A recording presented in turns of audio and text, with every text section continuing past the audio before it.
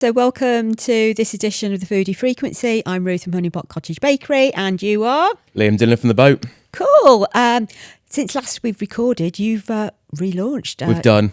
You've refurbed. I'm not covered in paint. I know, it makes a change. How did it go? Plaster, dust and paint. Really good. Really, really good. And the best way of describing it now, which is exactly what I wanted, is when you walk around the restaurant, when everyone's sitting there and having a nice evening, it feels like you're hosting a dinner party rather than a restaurant. Oh, wow. Okay. It's a lot more intimate. Yeah. We have a lounge, so you come and have a drink beforehand and as part of the experience as well. So you have snacks, your canapes in the lounge, and then you move through to the restaurant, and then that lounge space is there again if you want to, carry on and relax after your meal. So it's a real, just proper fine dining, but casual experience. Almost as though you're having a dinner party at home type of thing? Yeah. What's the reaction been to having the lounge with the drinks and the canapes there? Great.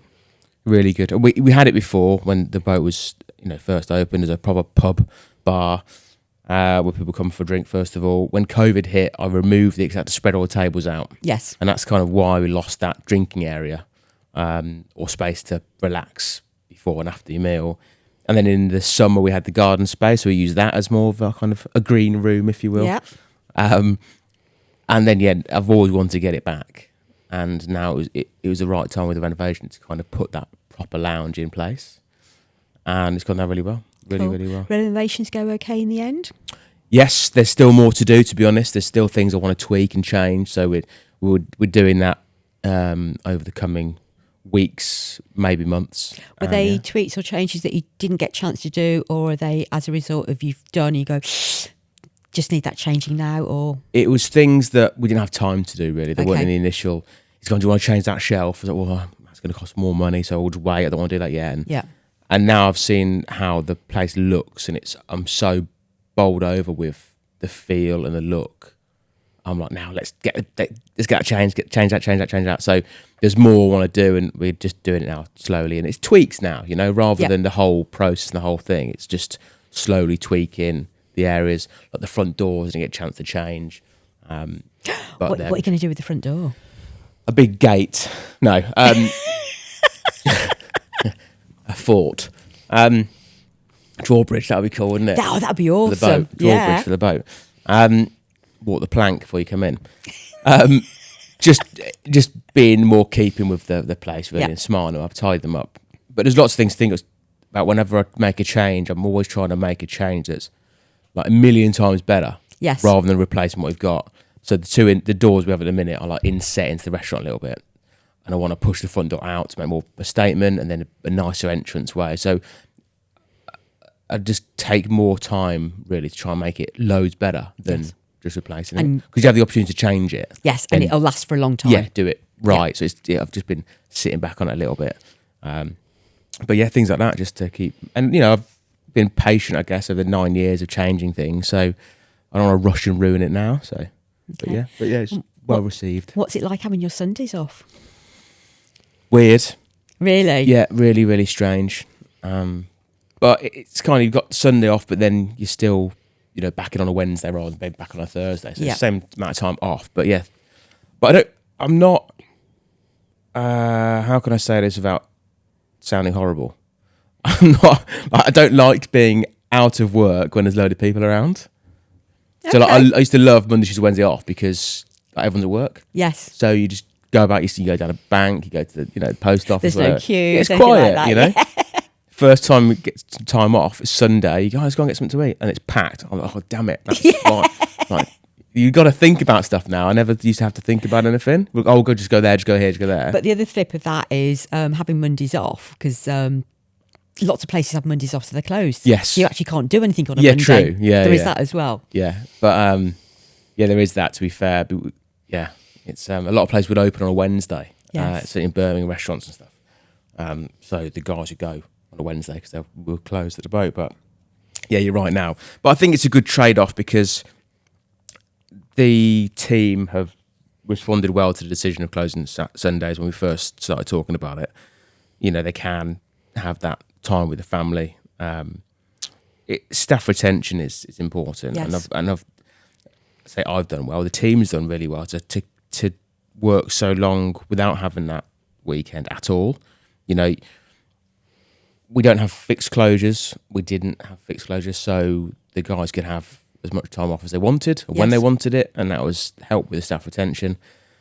But you can't just say I want every Sunday off now for the next. You know, it just doesn't really work like that. So, they've done really well, and it's a shame to lose Sundays because you've told you before that Sunday lunch or roast dinner is probably my death row meal. Yes. So, do you find yourself sneaking over to the Two Pigs? I'm going to book in actually. To be fair, I'm going to book in. Oh, I hope they're full. Yeah, they'd like that, wouldn't It's they? like, I'm the owner. Do you not going to sneak sorry. in? No, we're full. No, I always go into the Pigs as a punter. I don't ever throw my weight around, to be honest, because they're doing an amazing job over there. And the last thing I want to do is be someone that walks in, starts pointing things out that are incorrect or that I'm not happy with, and then walk out again. It doesn't. It's a management thing. It's, you know. If you do spot anything, though, do you sort of have a word with them? I just noticed and things like that. It depends. I sit down with them every week. We have a management meeting every week, and there's some we talk about. I mention things, of course, because my driving factor is the guests coming in, and the only reason why I'll mention something is because it would affect the guests. Yes. If it doesn't affect the guests, I won't mention it. Because sometimes it's not needed.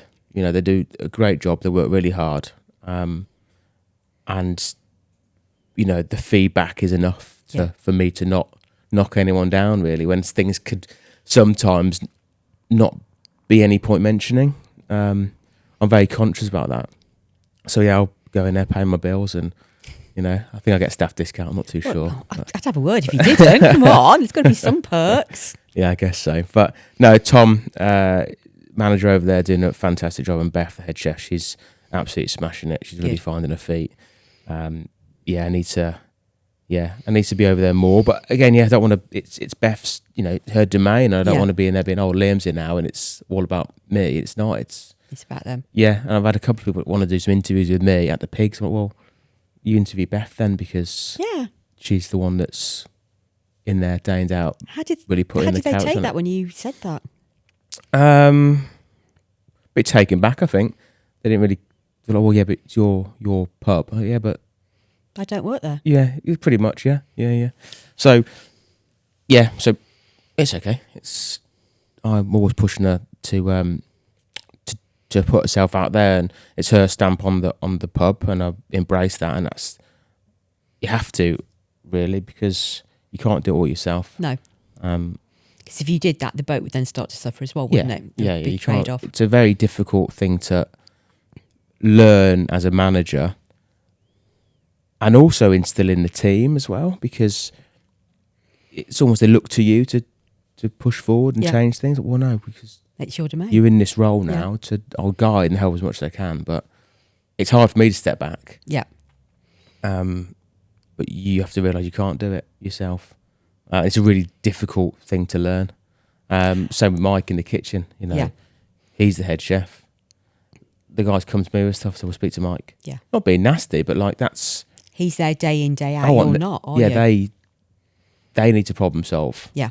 It's the only way they can learn as well. Yeah, exactly. Yeah. And it sometimes feels a bit harsh, but you know, I've got other things to do and help the business move forward. And Mike totally gets it. Mike's relishing his position in the kitchen, and he's grown in the last 18 months.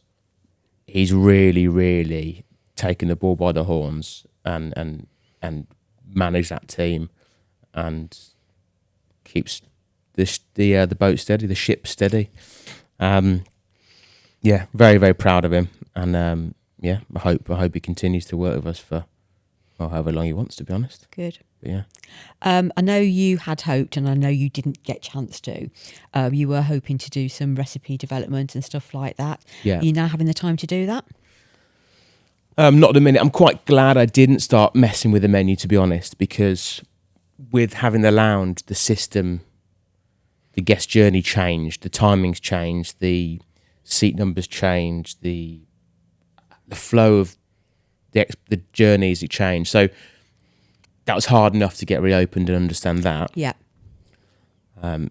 It's interesting. You're doing something day in, day out. It becomes muscle memory. It becomes something you're used to doing. You change one tiny thing and everyone's like, whoa, what's going on? Ripple effect, isn't it? Yeah. So, it's the first time as well that through that opening couple of days, I was able to not worry about the kitchen as well. Yes. Mike had it under control. Yeah. And I wanted to be in there. I felt guilty for not being in the kitchen, but there was other stuff to sort out. There were things that were down to the wire. So if we tried changing things in the kitchen as well, it would have all gone horribly wrong. And you were fortunate, weren't you? Because you opened on the Friday, you had the Friday and the Saturday. Yeah. And then you were closed for 3 days. Yes. Yeah. I know, was that deliberately planned like that as well? Or was it just the way it happened? Well, yeah, I forgot, to be honest, we were closed Sunday. So I said to myself, right, we won't do the Thursday. We'll come in so the guys will come back, because everyone's been off for 2 weeks. I didn't want to say, right, you're back on the Tuesday to get prepped up for the Wednesday, because you're kind of eating into the time off you've agreed. So then I was like, well, if they're technically working Wednesday, everyone will come back in, see the problems we've got to rectify on the Wednesday, organise how we're going to work on the Wednesday night. Thursday's a total prep day, and then we're back to it for Friday lunch. And it worked really well. So I said to myself, well, I've got 3 days to get services. And then I realised actually we're off Sunday, so I didn't have to do 2 days. Yeah. But obviously it was technically a full week, irrelevant, not serving anybody. The guys are still in there. Yes. So it worked out really well, to be honest. And yeah, I'm glad they had that little downtime. Good. After getting open again. There was lots to consider. And going back to the actual question, yes, we're starting to look at the menu. Yes, we're starting to make some tweaks. And the weather's getting a lot nicer now, so it's kind of, I think spring kind of crept up on us because the weather's been quite poor.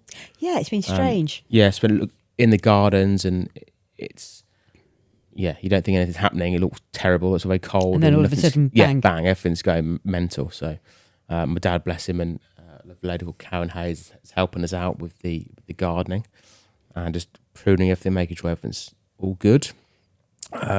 But yeah, got a few more lambs on the way. So I know you were hoping to. Yeah, I don't know when they're going to be arriving, but we've got a couple of ewes, which is ladies, and they'll look after the grass cutting for the year. Yeah. So what's coming through in the garden that you're starting to use in the restaurant then? Good question. What is coming through? Currants are starting to come out. Gooseberries are starting to come out.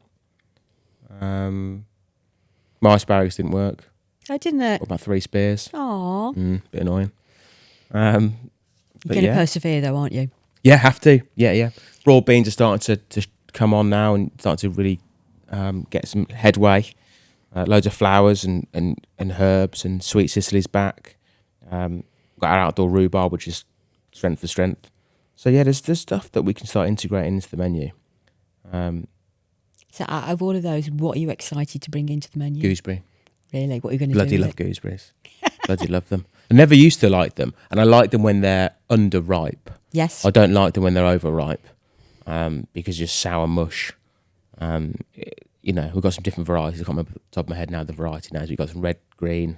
We just slice them when they're underripe. They're lovely texture, lovely sharpness, acidity. We work with fish or oysters. You can kind of use those on the plate rather than having to add a little lemon. Okay. You can salt them. But yeah. Well, as in preserving them with salt? Or? Yeah, you salt them. It just changes the flavour of them. It kind of dulls down that acid level. Okay. What else we do with gooseberries? Gooseberry jam is great because the natural pectin in the gooseberry. But yeah, it's a lovely thing that can be used for a dessert or with a savoury dish with chicken-ish, I guess, but like ducks, and it's quite fatty. I think it's a great product to use. So out of all your courses that you do, it's going to be a strange question. Which one are you excited to start looking at and changing? Good question. A very good question. I think because of the lounge, we're having more fun with the snacks and the canapes. Yes. Right? Because I think that's, for me, that's the most, I like that kind of the picky dinners when we was a kid. Yes. So like having the snacks is wicked because you got 3 or 4 things that you can just, it's all different flavours going on. So I think that's really cool. So we're kind of looking into the first few bites when you get to the restaurant, and really having a meaning for those bites as well. So it's not just we're doing that because it's tasty. I want to do, our snacks will be my experience in my career where I've worked and kind of reflecting those places. Yep. And then also Mike, his input and what his favourite things are. And so when you first sit down at a restaurant, you get these kind of like an overview in a bite of what I've learned from different areas. So I like that. the restaurant store in London, there's going to be a snack for that. Or when I was in Australia, the ingredients used in Australia. And there's a reason for it. And a bit more playful as well. So like, it's on pebbles, or you got a nice bit of smoke, or a bit of a showpiece, And then you move to the restaurant and it's kind of a bit more serious, Yeah. I like that idea. So Bird and Blend, who do teas, they've got shops throughout the country. I wish they'd get one in Lichfield. But they do a tea for each area. Right, okay. So there's a smoky tea for London and there's a fruity tea for elsewhere. But they've done similar, so it reflects where they are. Yeah. And I like that with the history and everything. Yeah, it's good because it's you take an interest, and I think the more and more the boat turns into an experience, you want to learn something, see something, and kind of understand the style and that sort of thing. So will that then translate to some of the dishes in the main restaurant then? So we'll get a bit more of you, or get a bit more of Mike. Yeah, some of the dishes. I think there's definitely a style that I've developed having the boat, and that Mike is working to at the moment. He's stepping out and changing things into his style, which is great, which is what you want, and elevating dishes with techniques that we've done at the boat over the years, but now really refining them. Yeah. Because we have the opportunity to, because it's only one menu and we can concentrate more on that menu, which is really, really nice. So yeah, there's definitely this certain style that we cook to. But I think we less showy, less fun. Yeah. It's more serious cooking in the restaurant. Yeah. But yeah, it's hard to explain how we do it. But yeah, you can still have a laugh. Good. But it's just, yeah. Because I've noticed you started putting some more videos out. We were talking off air about that. With the videos and the marketing. And you're giving some sneak peeks about you've done the Korean chicken. Yes, yeah. And it was nice to see that go out with a bit of the recipe and everything like that. Yeah. Is that a conscious that people know more about what's going on before they get there as well? I think the biggest point of doing the recipe clips and what's on the menu is to show the workload that goes into the dishes. And not that you want people to appreciate the time, but I think it's nice to know what you're doing. Yeah. The amount of ingredients in that fried chicken is just ridiculous. There's tubs stacked up here of all the things that go into it, and just for one bite. Yeah. So yeah, that's the thing, and it's interesting as well, I think. Yeah, I mean, what you're demonstrating from my point of view as an outsider is, yes, that is just that one mouthful, but it has the same care as attention as a full course does when you get through to the main menu. Yeah, every bite or every course is just as important as the one before or the one after, and how the menu flows. It's really important. But yeah, like you say, whether it's a one bite, a snack, canapé, if you will, or your main course, it's thought out. It's same care as intention. Yeah, the guys are in at first thing in the morning, prepping for lunch, and they carry on prepping for dinner, and we don't do breakfast. What time do they get in actually? Guys are at 9 o'clock in the morning. Okay. At 9, and then they work straight through to 5, and then they'll have staff dinner. We try to sit down together. Yes. Some of the guys do, some don't. Depends on the workload. Then 5:30 we have our staff briefing, so we run through. Well, we'll start from the top, to be fair. So the guys are at 9 o'clock. Deliveries are coming through that sort of time. Some are late. You've got to chase them up, find out where they are. They'll check all the ingredients off, make sure everything's up to scratch. If it's not, it's got to go back. And we've got to get a replacement if it's needed before we get 12 o'clock. And then 11 o'clock, they start to get themselves set up. And at 11:30, we'll have a briefing. So we run through, with front of house, we'll run through who's coming in, any notes on dietaries or anything we need to be mindful of. birthdays, anniversaries, any regulars, anything, mobility, anything we need to keep an eye out on, any dislikes, any likes that we know of the guests for that lunch service. And then we're going to lunch at 12:30 for a sit-in, so the guys got an hour to get prepped up. Any surprises that come through the briefing, they've got an hour to get it sorted out. Okay. Mike will go for all the anything he needs to taste, he'll taste to make sure it's up to scratch. And then you've still got that hour to change things. And then run through service. Last sit-in is at 2:00, and then the guys will clean down and carry on prepping really, and run and push through till 5. Then we sit down, staff dinner, and then 5:30, same again, another briefing for that next service, and then another hour to get ready for dinner. And they're cleaned down and probably out by about 10, 11, probably 11, 12 if it's busier. Yeah, because they're long days, aren't they? They are, yeah. They are long days. And yeah, so you work in 4 days, but you're in for 4 days. Yeah. That's the thing. But yeah, gotta love it. And yeah, and it's not as if people don't know that's what they're walking into. No, exactly. And there's a lot more clarity now with the accolade we've picked up with it being Michelin star. You know exactly what's expected. Yes. Before we were kind of spending a lot of time training people up and getting to understand how it works for them to then leave because it wasn't what they expected. Okay. So now you're coming in with that expectation of this is the standard. This is the norm for this environment. But, we have a great restaurant. We're not in a cellar. We're not, there's lights. So you go outside, see the animals, sit in the garden, have your staff dinner, and everyone's friendly and we all get on, and which is quite rare, to be honest. From my experience in kitchens, everyone gets on. And the guys are always playing golf. Off the weekends playing golf. And hate golf.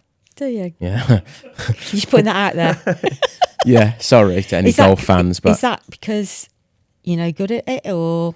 No, I'm pretty good at it. Oh, okay. You just hate golf. Yeah. Oh, really? No, I don't know how good I am at it. When I was a kid, I played a bit, but no, I just one of those things. You like it, you don't. People don't like football. They like football. You like rugby. Yeah, for me, not a golf fan. Okay. I think it's a waste of time. It's a good walk ruined. Yeah, exactly. Yeah, that's a great way of saying it. Yeah, yeah. I don't. It's a long time to not be very good at something. Yeah, I get that. And everyone said okay, if you're good, that's great. But then I don't know. It's just. Have they not tried to take you out and take you around the golf course? No. I need to have a word. They go to Spain, they go to Portugal playing. Really? Yeah, the lads love it. Yeah, they never invite me anymore. Is that because you always said no? Yeah, okay. That's it. Yeah, yeah. No, I just think there's. Are you sure they're going over there for golf and not just for a jolly? Well, it is that, isn't it? Really, but I think the lads are good at golf. They are good. They enjoy it, and it's good for them to get out, and they obviously chat through bits from work and stuff would come up naturally. Yeah. So it's good that they can bond and and have a good time and a few beers at the same time. I get it that way. The social aspect I didn't understand. Yeah. But yeah, no, it's not. I won't be taking up golf anytime soon. No. And I don't know whether it's just because I've just for the last 9 years just been a bit of a workhorse. I just don't really weigh up the time I'm spending doing things. Less so now. I kind of relax now, but relax more. I'm trying to. Now I have a wife and a child on the way. So you're going to have to change anyway, aren't you? Yeah. Otherwise, Jessie's not going to be happy. No. So we have I'm coming back to the golf. So we have the Ryder Cup. We have things like that. Yeah. Is there an inter-chefs golf tournament or anything like that? You wouldn't know, would you? No. What do you mean? I'm just wondering whether the chefs go and play against each other and have competitions. That's a good idea. I'm going to market that. If it doesn't happen, I'm marketing that. I don't know. That's a great idea. There was a charity event. The guys, I think it's Paul Foster was pushing it, that different kitchens would bring a football team together and they have a charity football match. I think it's called Farm Africa, and they'd raise a lot of money. Yeah, and that was a good thing. That was great. Never got invited to that. You're not bitter at all, are you? If anyone's asking. And I'm sure there's things like that happen. There's a caviar company that invite the guys to a golf days and stuff. Okay. We spend a lot of money on caviar, and I can't go because I don't like it. What, caviar or golf or both? Love caviar. Okay. Golf. But yeah, Go on then, Ruth. You can market that. And I'm going to market that. We can, go into business on that. Yeah, we'll do that one. I've actually been trying some vegan caviar. Have you really? Yes. It has got the little bitey crunch. Right. Not quite salty enough for me. Okay. But it's flying out of Lidl completely. Right, okay. Seriously, flying out. I've tried it, went back to get some more, shelves are empty. Right, so there's 2 things on the list that I don't really like, golf and vegan caviar. Yeah. But there's an option for you if you need what's in it? What's it made it's from? Seaweed. Right, okay. Yeah, so if you liquidise it and sphärify it? I'm going to assume so. Little pearls. Yeah. And it has, the crunch that you get with caviar, it has got that little crunch and everything. Okay. But it's like, really weird. You tried snail caviar? No. Try snail caviar. There's farms in Banbury, I think, or Oxford, that produce snails, that grow farm snails for restaurants. Heston Blumenthal used to use them from there as well. And they were trying to push for a little while. I haven't seen it around for a while, but snail caviar, which is a bit grim, but there's obviously a market for it. Yeah, weird. Yeah, strange. Very strange. Mm-hmm. But we just stick to the fish stuff. Okay. Yeah. Cool. Yeah. Okay, we've come to another end of an episode. Blimey. I know, it's gone quick. Yeah. Can't wait to see where we go next time. But thank you for looking forward me. to it. No, thank you very much. And we'll see you all on the next episode. Thank you.